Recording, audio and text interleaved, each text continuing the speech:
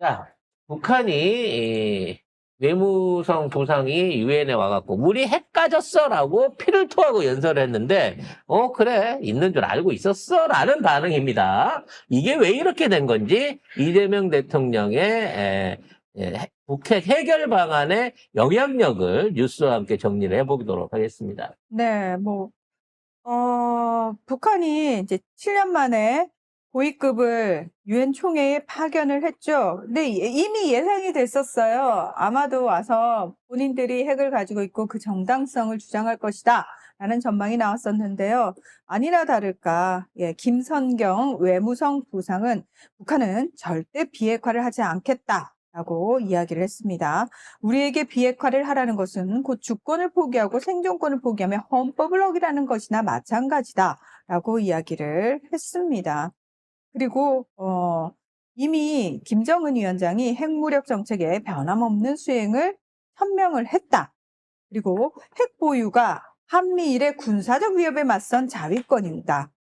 그러면서 한미일의 연합 군사훈련을 비난했습니다. 그리고 대신에 자신들을 존중하는 국가와는 교류와 협력을 확대하겠다라고 얘기는 했거든요. 그러니까 여진을 남겨놨어. 내가 핵을 들었는데 내가 가진 이 핵을 가지고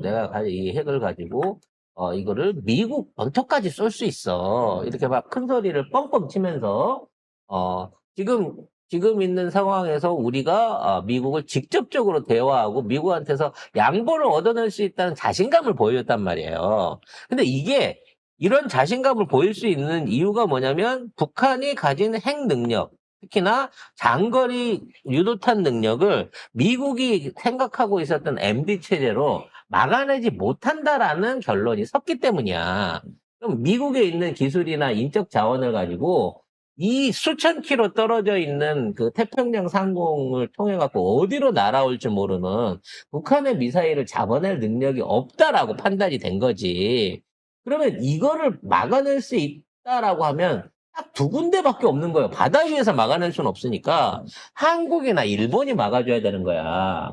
그래서 처음에는 일본이 엄청 투자를 해갖고 지네들이 MD 사업의 주축이 되겠다 그러면서 막 오바마를 꼬셨어요. 그래서 우리한테 군사 통제권과 정보 통제권을 주면 쉽게 말해서 우리는 위치상으로 북한이 미사일을 쐈을 때 바로 볼 수 없으니까 한국의 조기 통제권, 그러니까 한국의 레이더나 이런 거를 우리한테 넘겨주면 우리가 보고 막을게 라고 큰 소리를 쳤어요. 그래서 한미일 정보 공개 협정이 일어난 거야. 즉 우리나라의 최전방 레이더를 비롯한 탐지 자산 전체를 일본의 통째로 넘겨주기로 하고 그 넘겨준 자산을 통해 일본이 MD망을 쫙 치겠다라고 얘기를 한 거지.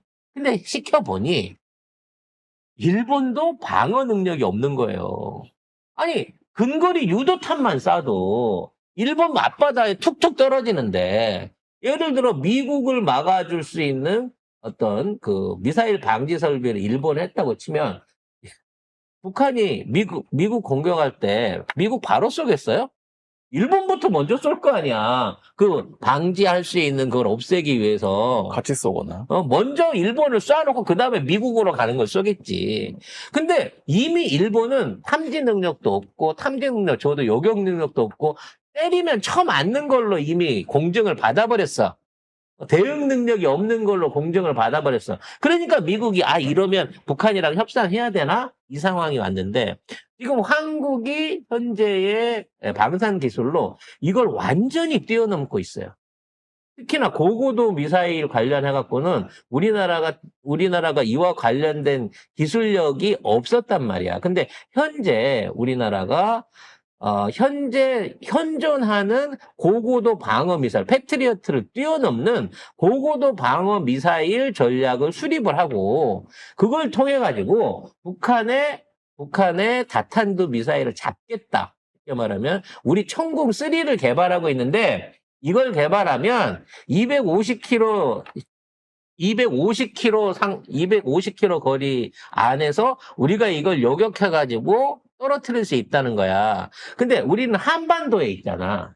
한반도에 있기 때문에 타격 원점이 주어지기만 하면, 그러니까 쏜다고 하는 징후가 보여지거나 또는 발사에 대한 것들을 우리가 먼저 포착하기만 하면 이게 고점에 오르기 전에 한국에서는 요격할 수 있는 기술이 있고, 이게 지리적인 유리한 여건이 있고, 그걸 할 수 있는 미사일 체계를 갖추겠다, 우리가. 그러니까 우리한테 정보자산과 관련된 기술을 줘라고 요구를 하고 있다는 거예요. 그러니까 인공위성에서 뭐 우주에서 나 스타워즈 이거 레이건 때부터 했는데 안 되는 거고, 지금 있는 유일한 방법은 한국이 미사일 방어 시스템을 갖춰가지고 한국으로 날아오는 미사일뿐만 아니라 일본으로 가든 미국으로 가든 북태평양 쪽으로 날아오는 미사일들을 이게 고각에 올라가기 전에 떨어뜨려 주는 거 말고는 미국이 이거를 해결할 방법이 없다라는 거가 확인이 된 거야, 군사 전문가로. 문제는 한국이 그 기술을 자체적으로 획득할 수 있겠느냐라고 했는데 이미 획득을 하고 있어요. 아까도 말한 천궁3의 미사일 기술, A사 레이더를 이용하고 250km 거리에서도 탐지와 요격이 가능한 기술을 유일하게 지금 실용화를 해 나가고 있다는 거지. 그래서 어저께도 얘기했죠. 국가 기밀인데. 지금 미국 전술 제어기를 달라라고 요구할 수 있는 게 그거야. 우리가 미사일 관련해서 탐지 정보들을 전부 다 확증을 해야 구축함에서 오든 사드 기지에서 오든 전방에서 오든 얘네들이 미사일 쐈을 때 우리가 그거 요격해갖고 떨어뜨려 줄 거 아니냐. 그거 관제해야 되니까 니네 이런 통제 기술기 우리한테 줘.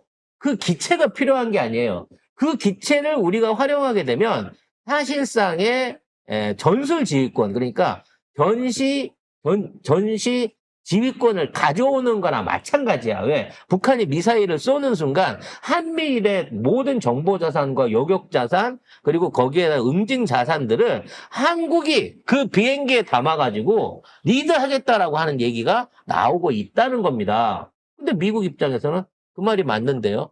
우리는 그거 할 기술 없어요. 지금 이 상황이 먹혀 들어가고 있다는 거예요. 결국은 이번 임기 안에 점차적으로 어떤 형태로든지 작전권 회수를 한다는 이유가 한국이 자체 고고도 미사일 방어 시스템을 이번 임기 안에 완료한다라는 얘기로 여러분이 이해를 하시면 되는 겁니다. 그리고 한국이 자신감을 갖고 얘기하는 거예요. 만일 북한이 미사일 도발을 하거나 실제 핵공격을 할 징후가 보이면 한국이 막겠습니다 이거야. 쏠 테면 쏴보라는 거지. 우리가 막을 수 있다는 거니까. 그래서 외국 사람들이 예를 들어 이거죠. 지금 핵무기를 쏜다 그래서 솔직히 쫄리는 거는 대한민국, 일본, 미국뿐이지. 중국이나 러시아가 얘네가 핵무기 갖고 찝찝하긴 하겠지만 핵무기 갖고 있다고 당장의 위협을 느끼는 건 아니라는 거예요. 그리고 아직 얘네들의 핵무기 기술이 탄두 그러니까 대기권 밖에서 재진입 탄두 기술을 확보했는지까지는 확인되지 않아요. 그런 상황에서 대기권에 나가지 못하게 고고도 도착 전에 요격할 수 있는 시스템을 한국이 완성하겠습니다라고 얘기하고 실행한다고 치면 사실 북한은 손바닥 안에 든 손오공이에요. 쏴볼 수가 없어. 쏘면 저만 다치는 거예요. 그래서 이러한 시스템을 통해 가지고 핵 보유국인 거 인정한다니까. 근데 그 핵 니네 자위권으로 해갖고 침략받는 국가에 쏘는 건 인정하겠는데 그거 우리 동맹국이나 이유 없는 선제적인 도발한다고 치면 우리가 그거 놔두지 않아 라는 정책을 사실상 이재명 대통령이 여기에서 밝히고 있는 거예요. 그래서 자주국방을 하겠다는 거야. 북한이 예상할 수 없는 지점에서 미사일을 쏘는데 한미연합사에 물어보고 이거 쏴도 될까요? 요격하고 말까? 그럼 이미 태평양 넘어가. 우리가 먼저 선제적으로 발견하게 되면 선제적으로 처리할 수 있게끔 전시주의권을 달라는 거야. 이러한 요구를 안 받아들일 수 없는 입장에 가는 거예요. 즉 북한의 핵은 개발해갖고 쥐고 있으면 결국 북한 자체가 나 이걸로 터트리면 같이 죽는 거니까 나 건드리지 마라고 하는 자결용으로는 활용될 수 있을지 몰라도 주변 국가를 위협하는 용도로 사용할 수 없게끔 한국이 이거를 막아내겠다라고 하는 그 전술과 거기에 대한 작전 계획을 갖고 있다는 겁니다. 그리고 미국한테 자꾸 들여다보면서 자, 우리가 이렇게 해줄 테니까 정보자산 제공하고 전술 통합권만 우리한테 주고 쓸데없는 보병 전력들 나가느냐. 미국 가서 저기 내란이나 지키든가 폴란드 유럽 보내갖고 거기서 땅개를 시키든가 그건 모르겠고 우리가 알아서 지킬게. 우리 기갑사단, 대포병 그리고 공군력에서 절대적인 우위로 우리가 육상으로 침공당할 일은 없고 마지막 남아있는 비대칭 전력이라고 불렸던 북한의 미사일 전력들도 우리가 뚜껑 덮어서 씌울게 라는 자신감을 보여주고 있다는 겁니다. 아무튼 이렇게 하다 보니까 유엔 총장을 만나갖고 협력 강화를 해달라고 요구를 하고 있어요.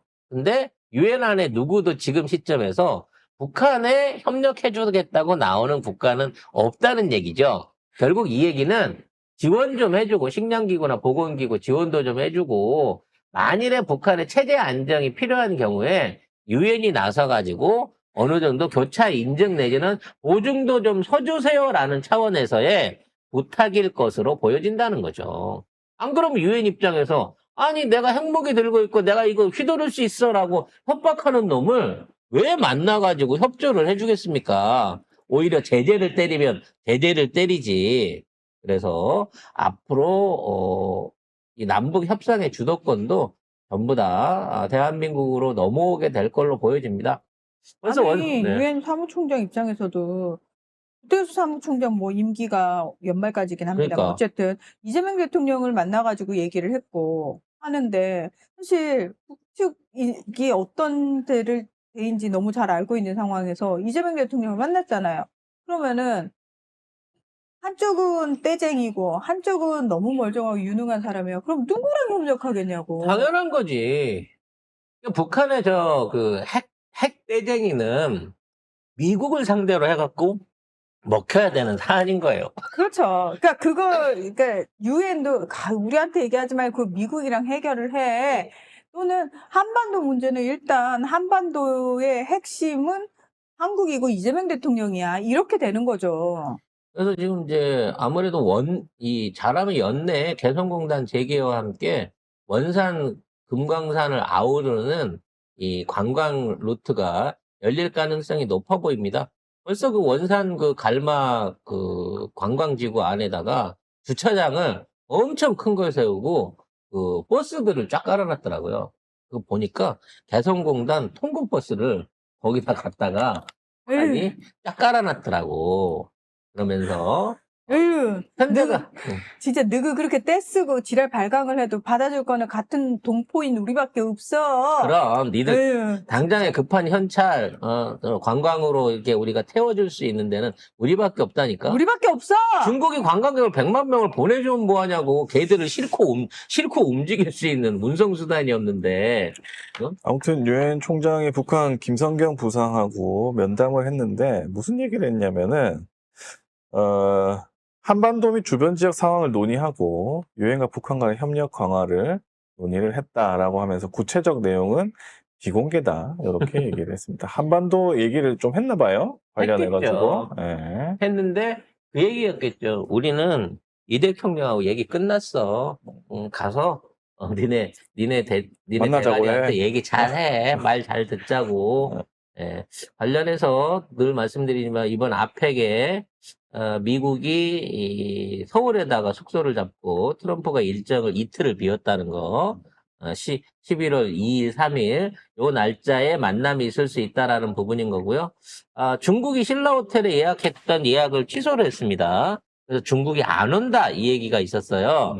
어저께 또 막 뉴스로 막 그게 퍼져나갔는데 경주에 2박 3일 머무르는 걸로 경주 근처로 숙소를 옮겼다고 합니다. 그러니까 서울에서 늘 쓰던 숙소 왔다 갔다 하는 거 안 하고 그냥 경주에 이틀 있다가 가겠다라고 하는 일정을 좀 바꿨다는 거죠. 이렇게 되면 북미 회담은 오히려 더 가능한데 미북 회담은 안 일어날 수도 있다. 라는 쪽으로. 아니. 미중 만남은 안 하겠다. 만남은 안 일어날 수도 있다라고 볼 수 있다는 거죠. 왜냐하면 트럼프 입장에서 두 개가 다 엄청 큰 일이잖아요. 근데 이걸 굳이 한국이라는 곳에서 한 곳에서 해줄 이유가 없거든, 그렇지. 내가 봤을 이벤트가 때는. 2건이나 되는 걸 응. 다 터뜨릴 이유는 없다고 그렇지. 생각하는 거죠. 그래서 이걸 나누지 않을까. 그래서 한국에 왔을 때는 북미 이쪽을 터뜨리고 시간차를 두고 미중을 터뜨리지 않을까. 신라 호텔 또 다시 예약을 받았다고? 아니. 아, 그렇죠. 응. 신라 호텔을 취소를 해서 그 자리를 신라가 다시 예약을 받았다는 결혼식을 거니까. 예정대로. 네. 하고. 그래서 이제 더 중요한 게 뭐냐면, 트럼프가 남몰래 행정명령에 사인을 해갖고요. 중국하고의 무역 협상 시한을 3개월을 또 늘렸어요. 그러니까 합의가 안 된 거야, 또. 아펙에서 만나가고 깔끔하게 사인하고 끝내면 좋을 건데. 그게 안 됐다는 거. 왜냐면 4차 협상을 유럽에서 하고 있었거든. 근데 거기서 뭔가 지금 얘기가 안 나왔다는 게 어디서 티가 났냐면 아까 대두 얘기했잖아요. 대두 계약을 중국이 안 했거든요. 그건 뭐냐면은 둘 사이 삐걱거린다라는 방증이거든요. 근데 그 와중에 강공은 못 취하고 협상 시한만 또 대통령령으로 3개월 연장했어요. 그러니까 다음 협상은 내년에 된다는 얘기고 중국은 합의를 받을 의사가 없다는 겁니다. 그렇기 때문에 아펙에 온 김에 미국, 중국 간에 정상회담이 있을 거라고 세계 사람들이 기대하고 있는데 이거 못하고 그냥 간다? 쪽팔리잖아요.